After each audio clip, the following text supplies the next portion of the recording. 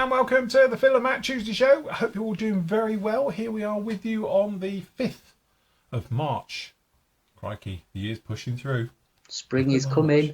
Spring is coming, I must admit. I've actually got sunshine outside. I've cancelled the ark because I thought we might need it, seeing as my front lawn was literally a pond. Had a seal of water right over it. It just couldn't go anywhere. It was like, brilliant. That's what you get for having JCBs running around on it at the beginning of the year. Yeah. So, yes, hasn't done very particularly well. Anyway, trust you're all doing very well at home and everything. First of all, big thank you to everyone who joined us on Saturday for our little Saturday show. Loads of feedback from you, all positive, and wanting to know when the next one is. I don't know. We'll throw them out there as and when. Yes. We've got things coming up, though, because we have got Easter. So we always do a little bit of an Easter special, and we'll do an Easter sale and various things. We'll hide Easter eggs around the place and eat chocolate. So that'll be the next big thing coming up. So, and that's at the end of the month. So it's not that far away, is it? I don't know exactly when Easter is. I know it's very early this year. 3 weeks, is it? 4 weeks tops, I think. Yes, something like that. Yeah, it's not very long this year because everyone keeps saying so. End of March, yes. beginning of April, isn't it? Yeah, probably 3 weeks away, and then we're into Easter. I've got a pass for that weekend if you did want to do something, because the other two are busy. Oh, nice.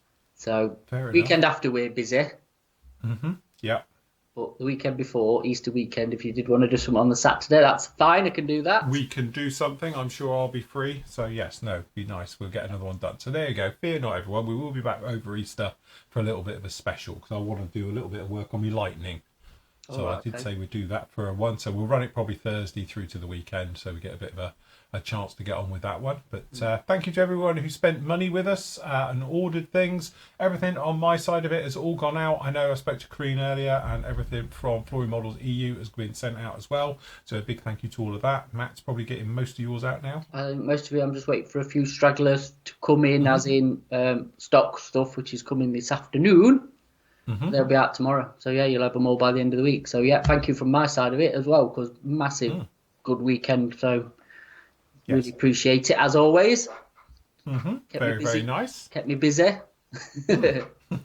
Always. From my point of view, I have completed, and she is done. I'll move it like this to start with, and then I'll move it around. The B25, as you can see. So, as we spoke over the show on Saturday, if you didn't see, I 3D printed off some barrels. Done some more now, just to test something this morning after a very nasty sound from my 3D printer. Like, I thought it had broken, to be honest. So anyway, after a clean up and a reset, I've just done some more barrels to see if it's all okay. They're fine. So we've installed the barrels onto this little lady now. So you've got to be careful when we pick this up. But we have now obviously gone through, unmasked it. There was a little bit of dust in there, but nothing that 20 psi of airbrush up inside it doesn't cure. Luckily I didn't blow the windows out, but as you can see, we've got the lights on. We've installed those. We've got really nice lenses in those as well, and they're a really nice fit. Also, what I really like about this kit is the navigation lights.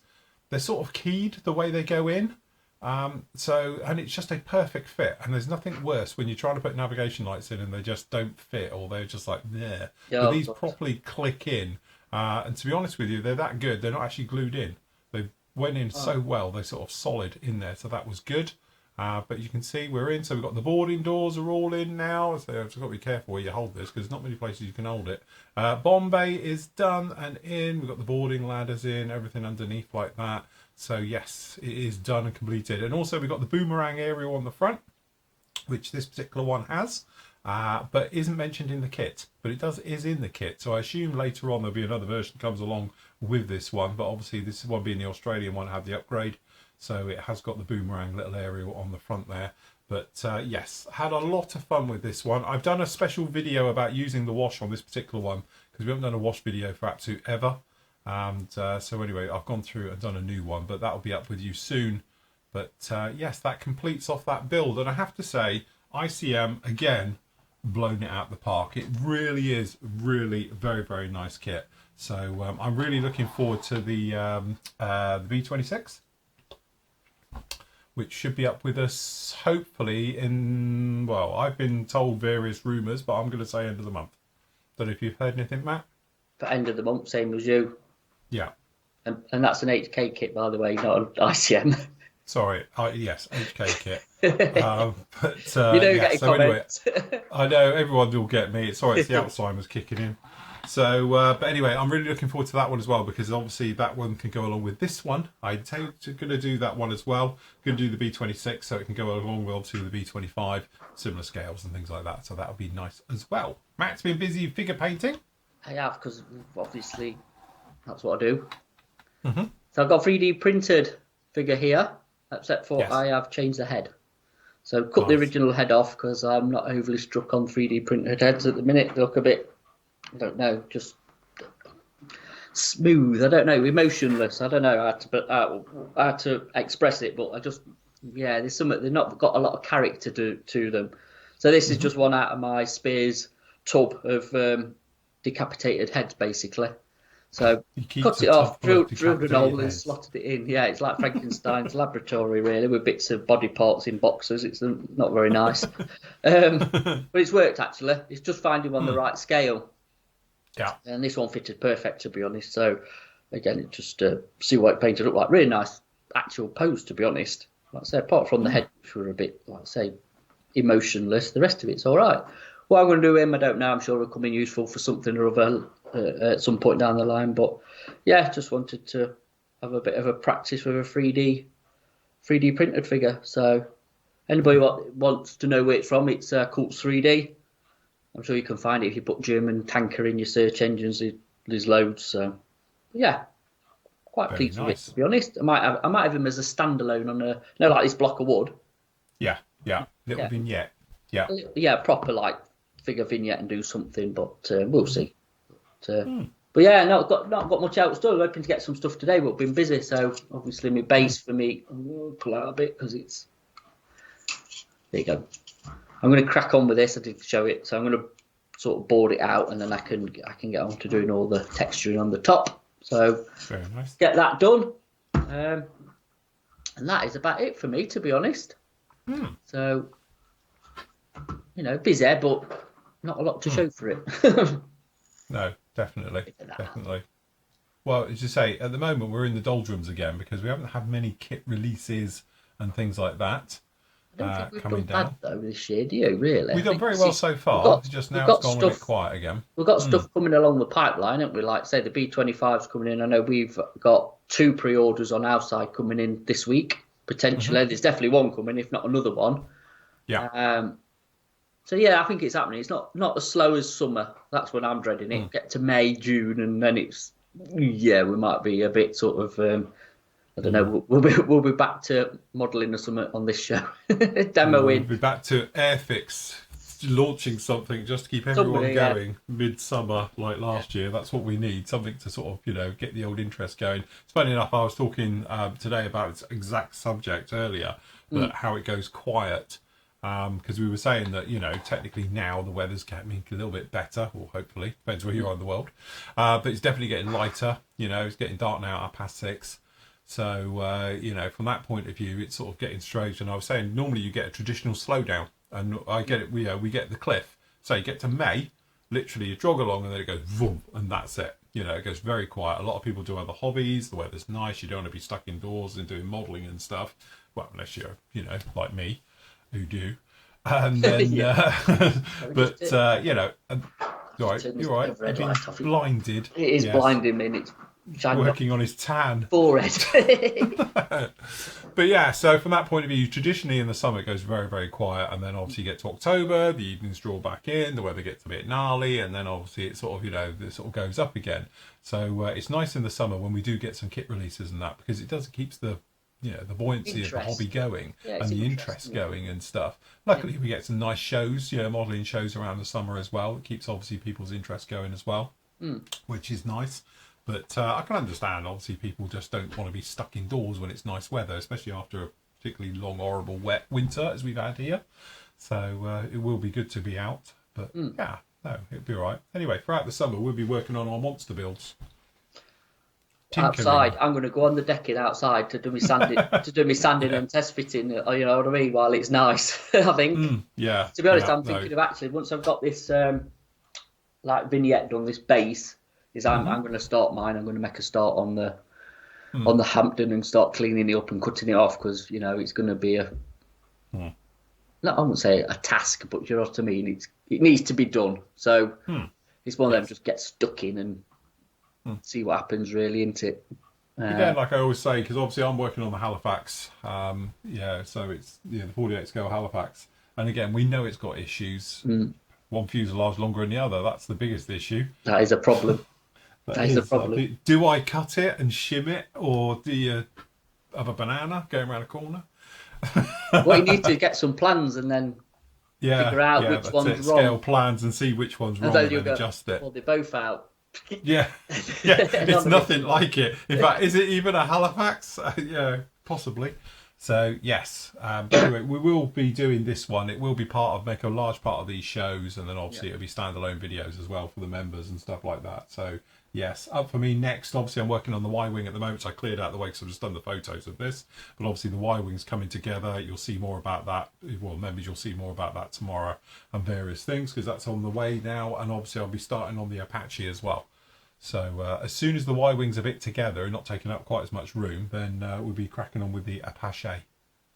Which will be nice. Your stuff's on its way. Yes, thank you very much.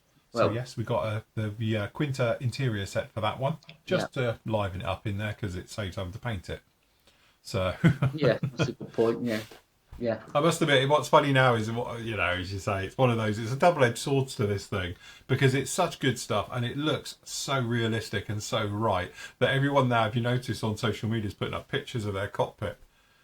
And you haven't painted that, have you? You've literally just stuck it on there. Let's face it. But it does look good. I saw one the other day, and it's an F-14, and it looks absolutely fantastic. It looks just like the real thing.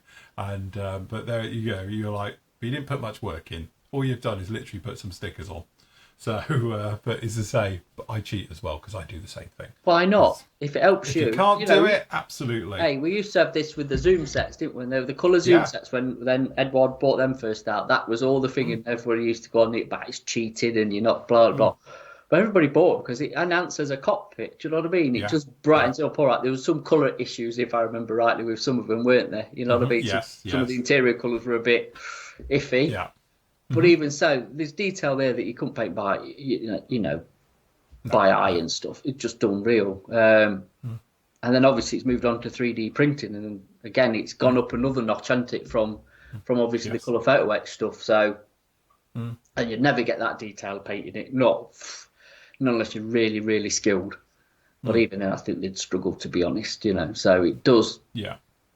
I still think though, you need to pick and choose your subjects that you use it on, because I think sometimes you can be wasting your money there. You're not going to see any of it. Yeah. You've had it with a few, haven't you, where the cockpits are that dark or that buried, like the IP and stuff is so far down that you don't see it anyway. If you're doing bigger stuff, 32nd, 24th, even bigger 48th perhaps, I think go away. If you were 70 seconds a bit, I don't know. But it's there, the option's there. This one, we did it on this. This one's got the space set into it, so it's got the colour instrument panel and all the rest of it. And you can see it, because again, this is one of the things, and I did say to Matt before we come in, one of the things I wish I'd done is put a crew in it.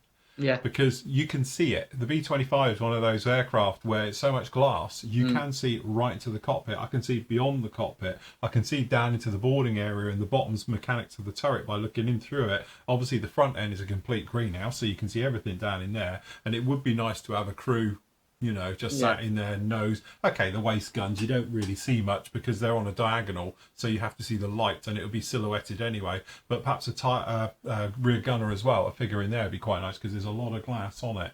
So I think things like that, it's well worth it. But the whole point of Quinta sets, I've been using them now for years, and I was obviously using colour photo etch before that. One of my limitations is doing heavy detail work, especially these days when the eyes are going, in cockpits, whereas before I'd be the first one in there with a cocktail stick with a tiny bit of paint doing switches, and all the rest of it. Then I moved on to poster pens and just doing it acrylic way and using pens to do it. Like now it's like I could just sand that off and I can stick this onto it and it's perfect. And it's highly more detailed than you normally get onto a form of colour photo etch and stuff, because you've got the three-dimensional depth, because it is 3D printed, colour 3D printed. It just works so well.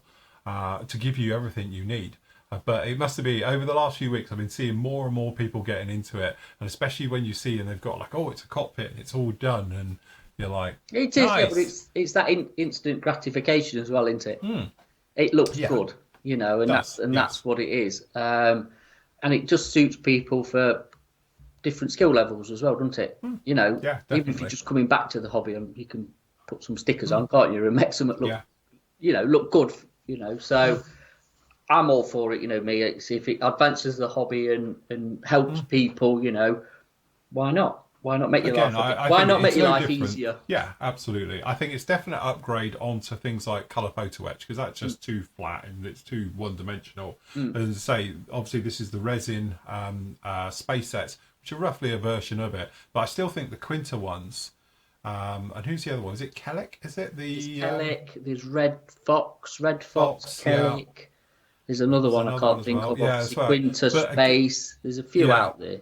But if you look at them now, because you've got that three-dimensional relief to it as well, you get the natural shadows. Yeah. So, you know, and the look to it as well. And I know some people, they do use oils, and I've done it as well, but give them an oil wash, perhaps a little bit of dry brushing as well, just to weather them a little bit. But again, it is instant. You know, you've gone from it being, yeah, okay, that's it. But if you're like me and you do struggle now with tiny details and things like that, that it's just a no-brainer. Absolutely no-brainer. You know, if you're one of those Yeah. people who just really struggle doing cockpits and painting and details and all the little bits into it, to have something where you just sand it off like you would do photo etch, stick this down onto it, and it's bang, instant. You know, I think it's just a perfect way, and it enhances the hobby. And it's no different from using resin or photo etch anywhere else, or 3D printed parts and stuff like that. You're just enhancing what you've got Well, that's already, that. Do you know what and you take your choices with it. you've just hit it there, haven't you? So from originally you got your resin cockpits, didn't you? Yeah, The Aries cockpits and whoever else yeah, did them at the time, which was an enhancement obviously on the kit part. And then you moved yeah. obviously to photo etch side of stuff, so you're enhancing it so you didn't have to sand resin down and kill yourself, you know, with an Yeah. inch of your life because it was too thick or whatever. So you got your obviously you etch parts from Edward to begin with, and then you know whoever else did them, and now obviously you moved on to the 3D printing side of it. So it's only a natural progression over Absolutely. decades, Yeah, isn't of it? course it You know what I is. mean? So Yeah, the 90s was definitely. kind of the resin, weren't it? Late 80s, 90s with the resin upgrades, and then it moved to the photo etch and colour photo etch sort of 2000s and coming up, and then obviously now we're into 3D printing stuff. So bring it And on. it is, and just to show, because as I say, this is one of those where I'd love to say, oh, I did that, but I didn't, because I used it extensively on the F-15 we did at the beginning of last year.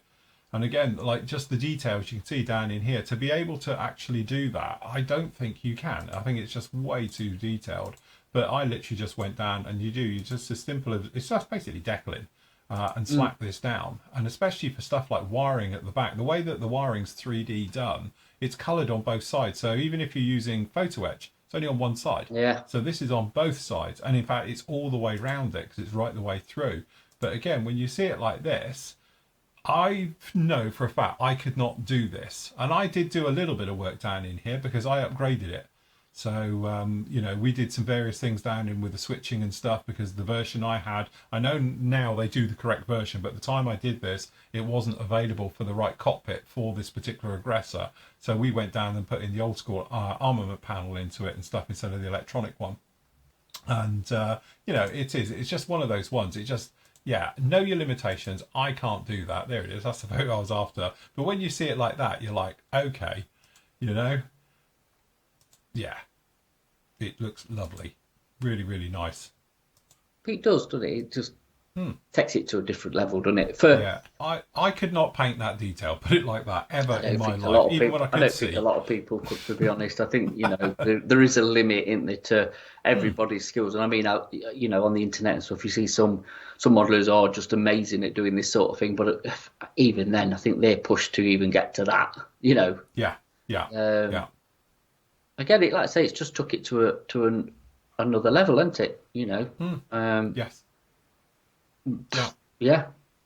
I think, you know, as you say, it's one of those areas of the hobby where, you know, it does get a little bit of negativity and people say about it and all the rest of it. But honestly, I think by the time you've got it in there, if you're not good at that type of thing, I've got a picture of it. Again, I mean, that's not a There new we go. kit either, is it? Let's be honest. No, That's no. not a state of the art new kit that Eagle from Tamiya.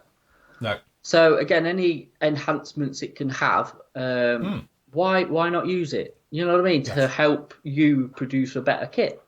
You know, if Yeah. we had it for some of the stuff I've got behind me on the shelf, God, I'd be all over it, to be honest. Yeah. Yeah. You know, well, yeah. Why wouldn't you use it? No, I do. I think it's one of those sort of areas of the hobby where definitely it's only for the better. You know, as I say, I use it. I would use it all the time. You know, my own drawback to it's very expensive. It is not cheap stuff. Especially, I think the Red Fox seems to be really expensive because I've looked at some of their options before, and it's like, wow, why is that more expensive than everybody else's? I don't know, but you know, that's simple business. But it's one of those ones where, you know, the Quinta ones, I've been using them now for, you know, a good couple of years. I like the space sets that Edard do as well still. I think they're really, really nice. You've got that nice relief into it. What was the one we used on the Mosquito and stuff? The original ones for it. Who are those? Oh, God, can't think of them now. Yeah, but they make really nice because it's different colours and it's all resin and all the rest of it. Jesus, hold on, I'm going to have to find it now. I've got, what's it called? Musu or something, was it? I can't remember now. Hold on, if I can see it here. There we go. You're on about the instrument panels. Yeah, Yahoo, wouldn't it? Yahoo instrument panels. They used to be, they're really nice. Yes. So this has got the Yahoo set in it in this one. I've got one of the instrument panel because we used it. It was quite an important part of it. Come on, there it is. Yeah, what I loved about these ones is that the actual colouring onto it has that weathered texture. Sorry, if you can see it, there it is. It's got that real weathered texture to it. And it just looks really, really nice, and it's got that aged look, and that's what I really like about those ones as well. They're not overcomplicated, and obviously they don't do, as far as I know, they don't do modern stuff. It tends to be World War II, but the colouring always seems good.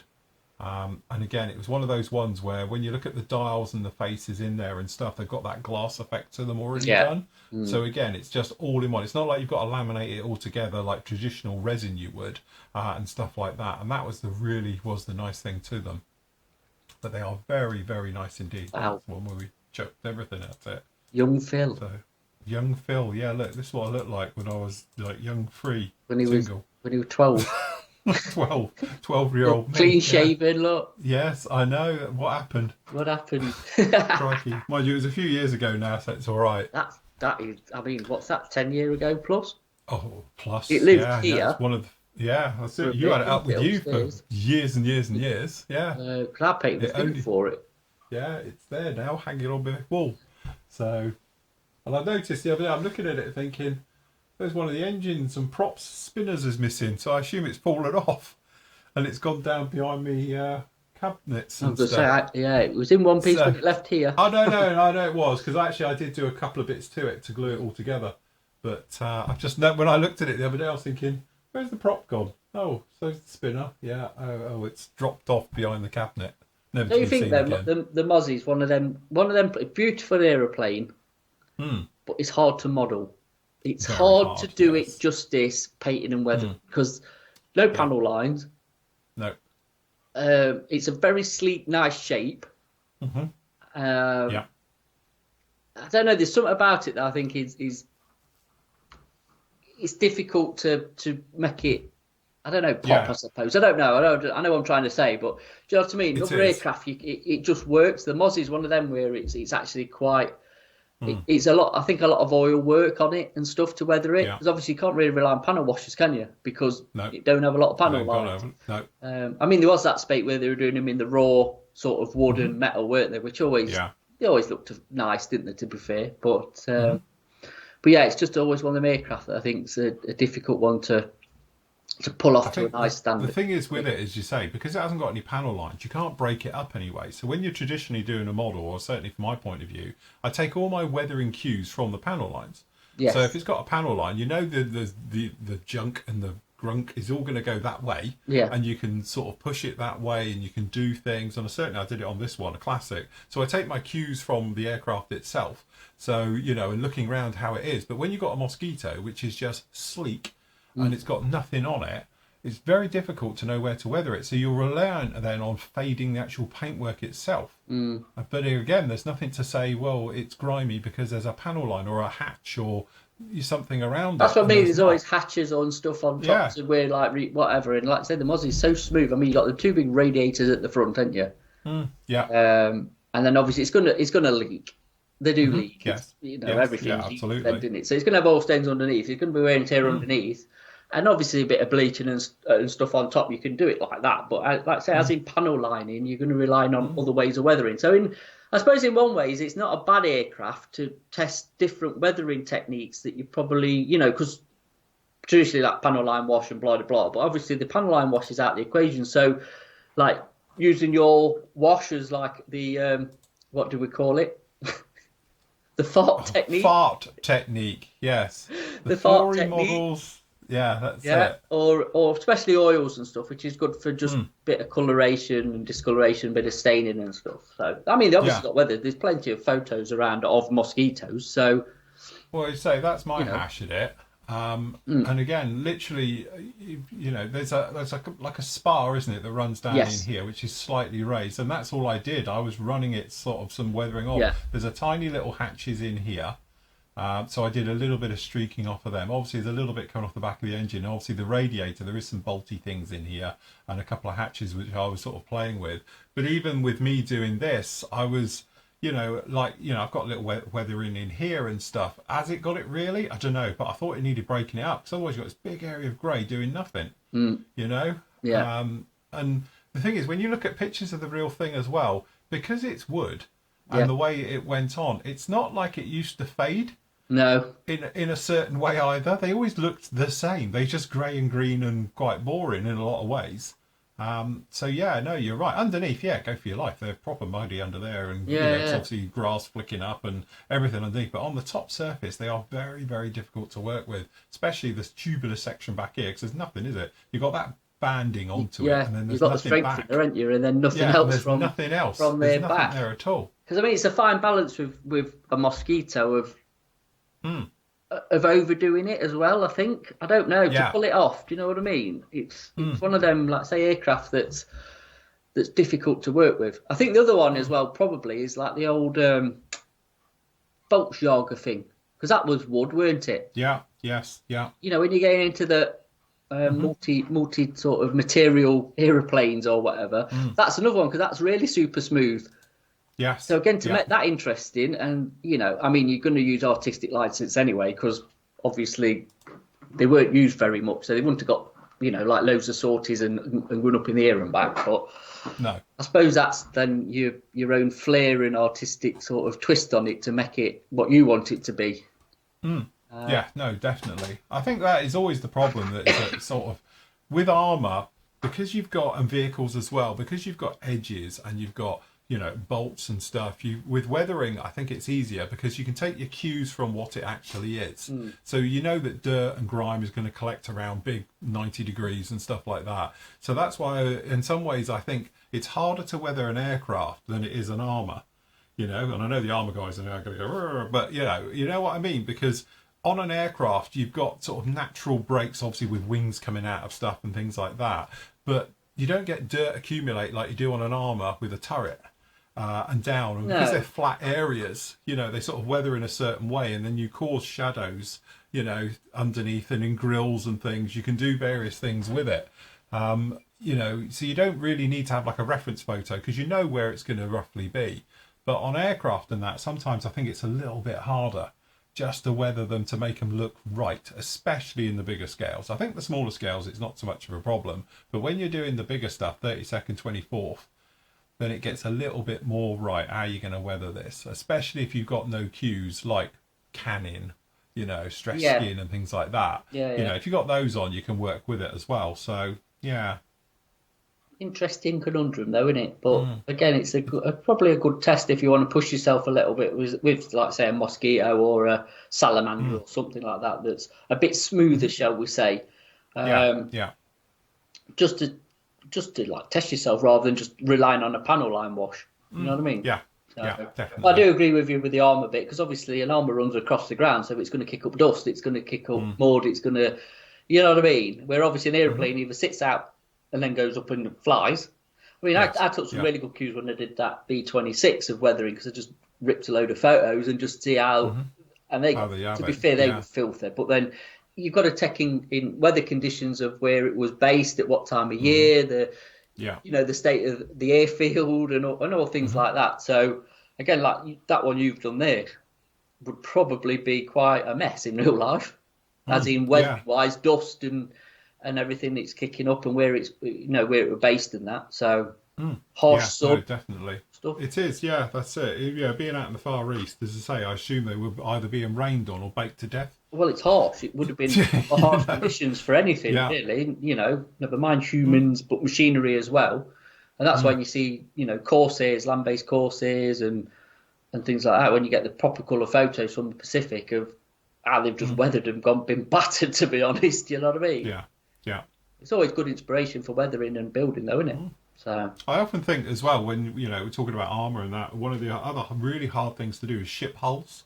Because again, there's not a lot going on with them. no, So you try and break it up and give texture. Obviously, you can have some streaking and things in there. And also like Yeah. submarines.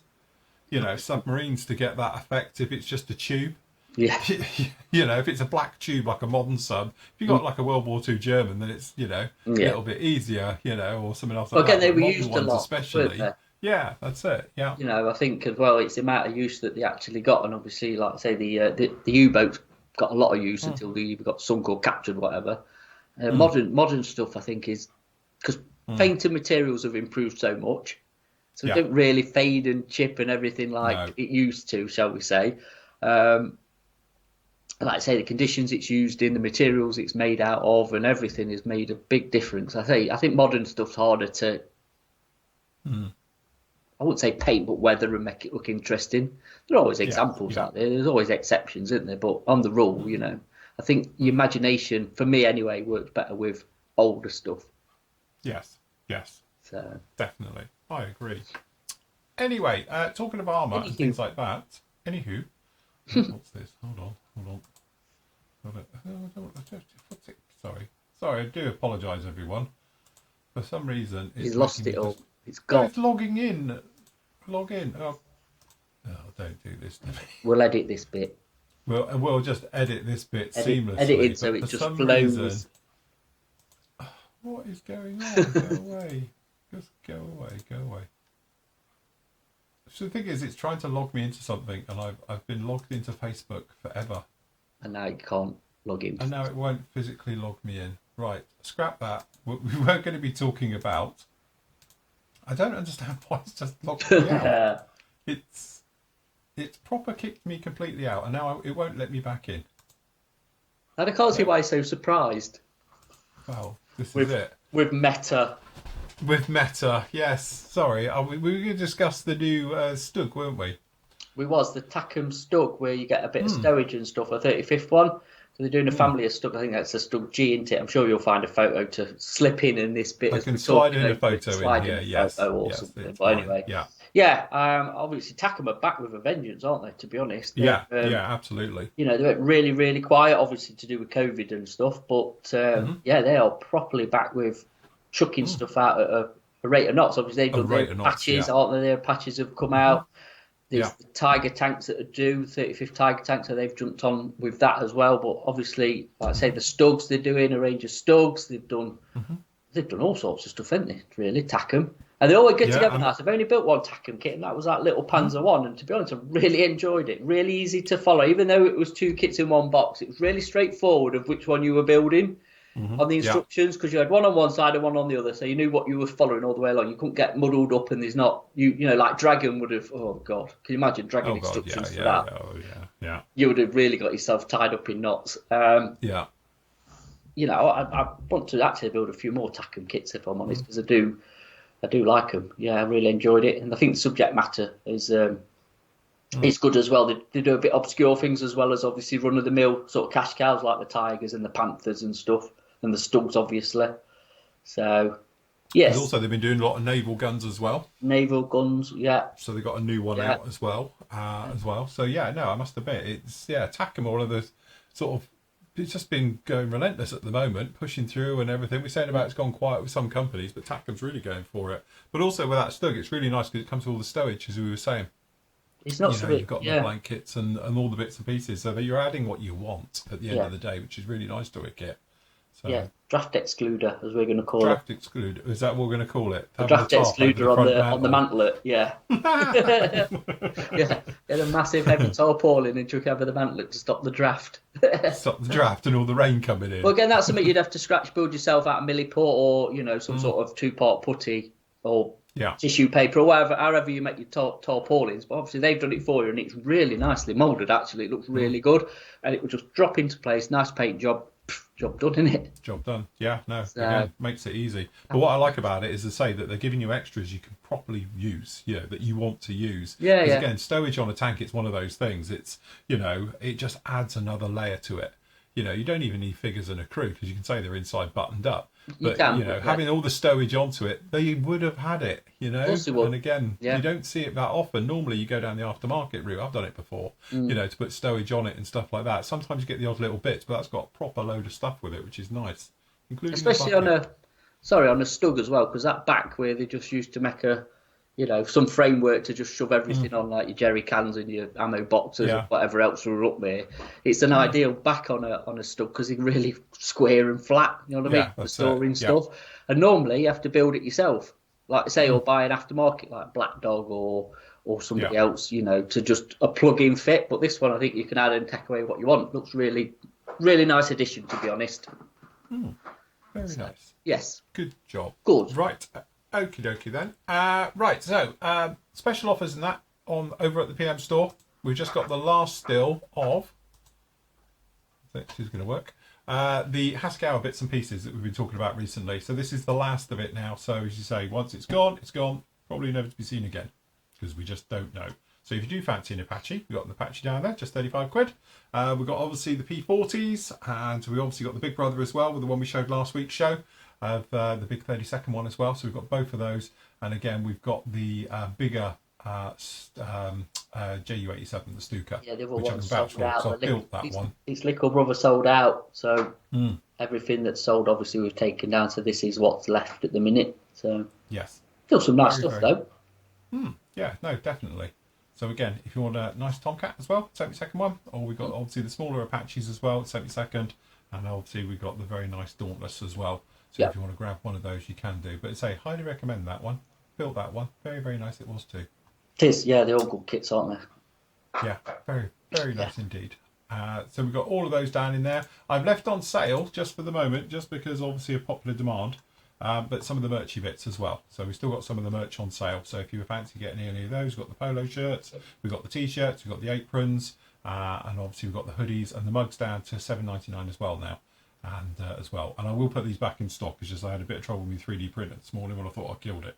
So as I say, I've got a few of the pot holders, but no glue holders. But as soon as I print off some more, which I'll do tonight, then obviously they'll be back in stock as well with you, just like that. So, yes, good job. Yeah. So there's no show officially all this week, everybody. So members, you've got me tomorrow. I'll be up with a vlog with you. We'll be talking obviously about the Y-Wing. And then again, I'll be with you as well on Thursday. And then we'll be back up with you on Friday for the catch-up show, where you'll probably get the final part of the actual B25. That'll be up with you with all the reveal photos and all the stuff like that as well. And obviously a catch-up and anything else that's happening at PM. I'll be able to talk to you about that. So cool. We will leave it right there. A little bit of a shorter show today because it's a little bit quiet. And we've got lots of stuff to get on with as well. So we will leave it right there. Thank you very much for joining us. We will see you all again very soon. Say goodbye, Matt. We're out of here. Bye. Bye.